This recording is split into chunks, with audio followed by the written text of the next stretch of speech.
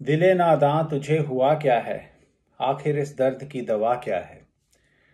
आज मिर्ज़ा गालिब की ये गज़ल हम पढ़ेंगे। I think this is a beautiful piece of poetry by Mirza Ghalib. ये जिस अंदाज में इसको कहा गया है उसको इंशाइया अंदाज भी कहा जाता है। उसके अलग अलग फॉर्म हो सकते हैं। इन दिस पर्टिकुलर फॉर्म वो आपसे कुछ क्वेश्चन पूछ रहे हैं, और he is posing certain questions, but the purpose of those questions is not to elicit a response or an answer from you. Those questions are more informative in nature. तो उससे गालिब साहब कोई एक स्टेटमेंट देना चाह रहे हैं, और he is trying to inform you about something. So these are rhetorical questions posed in a very beautiful way. तो आइए इसको पहले पढ़ते हैं और उसके बाद हम इसके एक एक शेर के मीनिंग को थोड़ा एनालाइज करेंगे। दिले नादां तुझे हुआ क्या है, आखिर इस दर्द की दवा क्या है। हम हैं मुश्ताक और वो बेजार, या इलाही ये माजरा क्या है। मैं भी मुंह में जुबान रखता हूँ, काश पूछो कि मुद्दा क्या है। जबकि तुझ भी नहीं कोई मौजूद, फिर ये हंगामा है खुदा क्या है। ये परी चेहरा लोग कैसे हैं, गमज़ा व इश्वा व अदा क्या है। शिकने जुल्फ़े अंबरी क्यों है, निगाह चश्माए सूरमा सा क्या है। सब्ज़ा व गुल कहाँ से आए हैं, अब्र क्या चीज़ है हवा क्या है। हमको उनसे है वफ़ा की उम्मीद, जो नहीं जानते वफ़ा क्या है। हाँ भला कर तेरा भला होगा, और दरवेश की सदा क्या है। जान तुम पर निसार करता हूँ, मैं नहीं जानता दुआ क्या है। मैंने माना कि कुछ नहीं गालिब, मुफ्त हाथ आए तो बुरा क्या है। तो ये तो थी पूरी गज़ल। तो आइए इसके एक एक शेर को थोड़ा देखते हैं। तो पहला शेर है कि दिल नादां तुझे हुआ क्या है, आखिर इस दर्द की दवा क्या है। As I mentioned earlier, these are purely rhetorical questions, और इसके अंदर इस शेर के अंदर कोई ऐसा मुश्किल लफ्ज़ भी नहीं है। नादान का मतलब होता है नाइव और इग्नोरेंट। तो दिल नादान इज़ इग्नोरेंट और नाइव हार्ट। तो अपने दिल से वो पूछ रहे हैं कि तुझे हुआ क्या है, what is the matter with you, what has happen to you. इस केस में दिल को कहने की कोशिश कर रहे हैं कि तू ऐसी बचकानी हरकतें क्यों कर रहा है, तो ये पागलपन जो है वो क्यों दिखा रहा है। तू ऐसी चीज़ें मांग रहा है, या तू एक ऐसे महबूब का प्यार मांग रहा है जो तेरे को मिलना पॉसिबल नहीं है। तो फिर what is the matter with you, आखिर इस दर्द की दवा क्या है। और फिर ये अगला सवाल पूछते हैं कि इस दर्द की दवा क्या है। कि मैं ये जो जिस उलझन में दिल तूने मुझे डाल रखा है, आखिर इसका मसला हल कैसे होगा, इस चीज़ की दवा क्या है। And because what you're asking for, you're not going to get it. So how do we resolve this conundrum here? And purely rhetorical questions posed in a very beautiful manner. And जैसे जैसे हम इन शेरों को पढ़ते जाते हैं, आप imagine करके देखिए कि ये लाइफ की किन सिचुएशंस में एप्लीकेबल हो सकते हैं। दिस लिटिल शेयर ऑल्सो, बहुत सी लाइफ की ऐसी सिचुएशंस हैं जहाँ पे you want something, you don't, there is no chance you're gonna get it, right? तो आप अपने दिल को कैसे समझाएंगे, या अपने दिल के साथ अगर आपको कन्वर्सेशन करनी होगी, तो उस सिचुएशन में ये शेर जो है वो एप्लीकेबल है।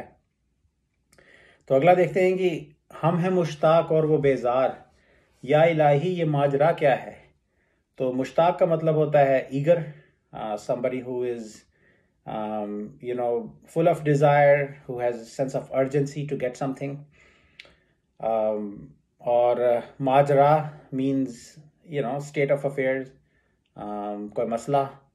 तो वो कह रहे हैं कि हम हैं मुश्ताक और वो बेजार, अपने महबूब के रेफरेंस में कह रहे हैं कि I am eager to get her love, or I'm eager to meet her, but वो बेजार है, like she is annoyed, she doesn't want to give me any attention. और वो खुदा से कह रहे हैं या इलाही ये माजरा क्या है, oh god what is this state of affairs. तो इसके अंदर आप यू नो जो गालिब साहब हैं या जो आशिक है, जो महबूब की अटेंशन चाहता है, इस केस में महबूब को प्यार चाहता है, उसको दो स्टेट्स में देख सकते हैं। एक ये हो सकता है कि महबूब अभी नया नया आशिक है कोई, और उसने तो अपना दिल और जान महबूब पे कुर्बान कर दिया और महबूब उसको कोई रिस्पांस नहीं दे रहा। सो ही इज़ परप्लेक्स्ड कि ये माजरा क्या है, ये हो क्या रहा है, right. He is naive, like he was expecting a response but he is not getting any. और दूसरा ये हो सकता है कि वो एक्सपीरियंस्ड आशिक है और उसको अपनी दिल पे, अपने प्यार पे थोड़ा गरूर भी है, and he is not getting attention either. So he is little angry और स्कॉर्नफुल, एंड ये शेर जो है उस टोन में भी पढ़ा जा सकता है। और तीसरा ये है कि आप इसको तसव्वुफ़ का रंग भी दे सकते हैं, मिस्टिसिज्म का रंग भी दे सकते हैं, कि आप खुदा से मिलना चाहते हैं या स्पिरिचुअलिटी को एक्सपीरियंस करना चाहते हैं। आप तो बहुत मुश्ताक हैं, लेकिन खुदा की तरफ से आपको कोई रिस्पांस नहीं आ रहा, तो आप खुदा को ही फिर क्वेश्चन कर सकते हैं कि या इलाही, ये माजरा क्या है। तो अगला शेर है कि मैं भी मुंह में ज़बां रखता हूँ, काश पूछो कि मुद्दा क्या है। मुद्दा इज़ ऑल्सो लाइक कोई मसला, an object of discussion or something that you hold in a topic that you have in your heart। तो वो कह रहे हैं महबूब से कि तुम सबसे तो उनका हालचाल पूछते हो, सबकी तो सुनते हो, मैं यहाँ बैठा हूँ, मेरे को कोई अटेंशन नहीं मिल रही। तो उसको कह रहे हैं कि मैं भी मुंह में ज़बान रखता हूँ, कि मेरे मुंह में ज़बान है, मैं भी अपने आप को एक्सप्रेस कर सकता हूँ। काश पूछो कि मुद्दा क्या है, काश तुम मुझसे भी पूछो कि मेरे दिल में क्या है, what do I have to say. और अगर आप इसको थोड़ा सोच के देखें तो there is a sense of sarcasm और anger also dripping in this sher, right. उसको एक ताने की टोन में भी आप इंटरप्रेट कर सकते हैं, राइट, कि वो महबूब को बोल रहे हैं, को एक ताना मार रहे हैं, या कि मैं भी मुंह में ज़ुबान रखता हूँ, तो मुझसे भी कभी पूछ के देखो कि मेरे दिल में क्या है। तो अगला शेर है कि जबकि तुझ बिन नहीं कोई मौजूद, फिर ये हंगामा है खुदा क्या है। अब यहाँ पे थोड़ा सा मिस्टिसिज्म का रंग आ गया, और आप देखेंगे कि अगले जो 3 शेर हैं वो इसी थीम से रिलेटेड हैं। तो अक्सर अद्वैता की फ़िलासफ़ी या सूफियों की फ़िलासफ़ी में ये आता है कि this everything that you see around you is God और मैनिफेस्टेशन ऑफ गॉड। तो there is no duality, like human beings are not separate from God, right. So it's God everywhere. तो वो कहते हैं कि फिर मैंने तो ये सुना था कि सब तरफ खुदा ही खुदा है, तो फिर ये हंगामा ए खुदा क्या है। हंगामा मीन्स कमोशन। तो कहते हैं कि फिर ये दुनिया में जो इतना हंगामा मचा हुआ है, महबूब जो हैं वो अपने आशिकों को अटेंशन नहीं दे रहे, ये खूबसूरत लोग हैं इस दुनिया में, लड़ाई झगड़े चल रहे हैं, ये खूबसूरत सीनरी है, राइट। तो मुझे ये तो सारी अलग अलग दिख रही है, इतने सारे रंग दिख रहे हैं, बट मुझे तो ये बताया गया था कि सब तरफ खुदा ही खुदा है, right. So how do I make sense of this world, right. My understanding was that it's God everywhere, right. तो अगेन इससे रिटोरिकल क्वेश्चन, और वो ही is trying to in a way trying to understand this problem of this world, trying to resolve this conundrum that if it's God everywhere, then why do I see this duality? Like मैं अलग अलग रंग जो है ये क्यों देख रहा हूँ, जबकि तुझ बिन नहीं कोई मौजूद, फिर ये हंगामा है खुदा क्या है। अब अगला शेर देखें। This first sher set the stage for the shers that are now coming up, कि वो कहते हैं कि ये परी चेहरा लोग कैसे हैं, गमजा व इश्वा व अदा क्या है। तो परी चेहरा का मतलब परियों के चेहरों जैसे लोग जो बहुत खूबसूरत हों, जिनके चेहरे जो हैं परियों जैसे हों। तो कहते हैं कि ये what are these beautiful people like, ये परी चेहरा लोग कैसे हैं। गमजा व इश्वा व अदा क्या है। तो गमजा का मतलब है साइड वे ग्लांसेस, राइट। को किसी sometimes you like check out somebody in a sneaky way, and ishwa is also a form of blandishment and अदा इज़ लाइक स्टाइल। तो वो कहते हैं कि ये परी चेहरा लोग कैसे हैं, और ये गमज़ा और इश्वा और अदा क्या है। ये जो अदाएँ चल रही हैं, ये ब्लैंडिशमेंट्स चल रही हैं इस दुनिया में खूबसूरत लोगों की, ये क्या है, राइट। तो अगला अगला शेर ये है कि शिकन जुल्फ़े अंबरी क्यों है, नगमाए चश्माए सुरमा सा क्या है। शिकन जुल्फ़े अंबरीन means अंबरी refers to you know like perfumed. Yeah, it's I think it's a reference to a substance called ambergris, which has a very unique smell and it's also used in perfumes. But in this sense, just consider it perfumed, right? And zulf means bal. Shikan, jinme bal pada ho, right? So you can interpret this as like creased hair, or even, not exactly curly, but creased hair, right? या बिखरी हुई जुल्फें। तो वो कहते हैं और निगाह चश्माए सुरमा सा क्या है, राइट। ऐसी निगाहें, ऐसी आंखें जो सुरमे जैसी काली हों, right. So dark eyes, dark beautiful eyes. तो कहते हैं शिकन जुल्फ़े अंबरी क्यों हैं, निगाह चश्माए सुरमा सा क्या है, राइट। तो again he is wondering about the beauty of this world and trying to make sense of it. If there was supposed to be God everywhere, then why am I experiencing all these different things? ये हंगामा जो हो रहा है दुनिया में, which is taking different forms, ये क्यों हो रहा है। तो अगला शेर, सब्ज़ा व गुल कहाँ से आए हैं, अब्र क्या चीज़ है, हवा क्या है। सब्ज़ा व गुल, सब्ज़ा मीन्स ग्रीनरी, गुल मीन्स फ्लावर्स। तो कहते हैं कि ये सब्ज़ा, ये ग्रीनरी और ये फ्लावर्स, ये कहाँ से आए हैं। अब्र मीन्स क्लाउड्स, हवा मीन्स लाइक ब्रीज। तो कहते हैं greenery and roses, where have they come from, what is this thing a cloud, what is wind. या सब्ज़ा व गुल कहाँ से आए हैं, अब्र क्या चीज़ है, हवा क्या है। तो ये 3-4 शेर जो थे जो ये उसी थीम पे थे। अब अगला थोड़ा डिफरेंट मोड ले रहे हैं वो। तो वो कहते हैं कि हमको उनसे है वफ़ा की उम्मीद, जो नहीं जानते वफ़ा क्या है। वफ़ा मीन्स फेथफुलनेस टुवर्ड समबडी। तो कहते हैं कि हम उन लोगों से या उस महबूब से वफ़ा की उम्मीद कर रहे हैं जिसको ये पता ही नहीं है कि वफ़ा क्या है। तो इस केस में ऐसा हो सकता है कि महबूब जो है वो अभी नादान है, अभी अभी जवान हुआ है, उसको अभी उसने सीखा नहीं है वफ़ा करना।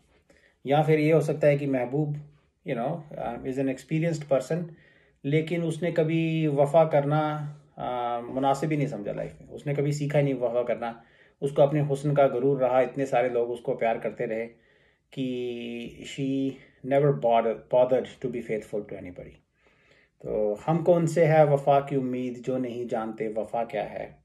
You can see this can be applied to many different situations or many different forms of relationships in our lives also. अगला शेर है कि हाँ भला कर तेरा भला होगा, और दरवेश की सदा क्या है। दरवेश होता है कोई फ़कीर, some religious person, जो कि अक्सर हमारे यहाँ पे गलियों में आते हैं और वो they offer people their blessings and वो लोगों से खाना वाना लेके जाते हैं। तो वो कहते हैं कि और सदा देना मीन्स टू कॉल आउट। वो अक्सर आके गलियों में कोई रिलीजियस जो है ना क्राइज देते हैं या कोई रिलीजियस बातें बोलते हैं, उसको सदा देना बोलते हैं, राइट। तो वो कहते हैं कि फ़कीर जो है वो गलियों में आके सदा दे रहा है, और उसकी सदा what is his cry besides this, कि हाँ भला कर तेरा भला होगा, कि if you do good things will happen to you. That's all the fakir और दरवेश is trying to tell you. तो इसका मतलब सिंपल ये भी कह सकते हैं कि आप उन्होंने किसी दरवेश या फ़कीर की जो सदा है या जो मैसेज है उसको इंटरप्रेट किया है in the form of good Karma, कि अगर आप अच्छा करो तो आपके साथ भी अच्छा होगा। दूसरा ये हो सकता है कि गालिब साहब is being a little sneaky है। तो महबूब से बात कर रहे हैं, वो कह रहे हैं कि देखो वो उस दरवेश जो है वो ये सदा दे के गया है कि तू भला कर तेरा भला होगा। तो वो महबूब को कहने की कोशिश कर रहे हैं कि अब तू हमारे पर भला कर, right.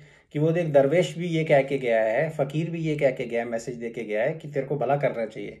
So why don't you do some good for us, और why don't you like shower your love and affection on us, right? So that could be his sneaky way of nudging the beloved in this case to show some love or return his affections. तो अगला शेर ये है कि जान तुम पर निसार करता हूँ, मैं नहीं जानता दुआ क्या है. तो दुआ मीन्स ब्लेसिंग, एंड वो कहते हैं कि I sacrifice or I offer my life for you. I do not know what blessings means or what is a blessing. तो बहुत सारे लोग महबूब को प्यार करते होंगे और सब लोग उसको दुआ देते हैं उसकी उम्र के लिए या उसका हुस्न कायम रहे उसके लिए.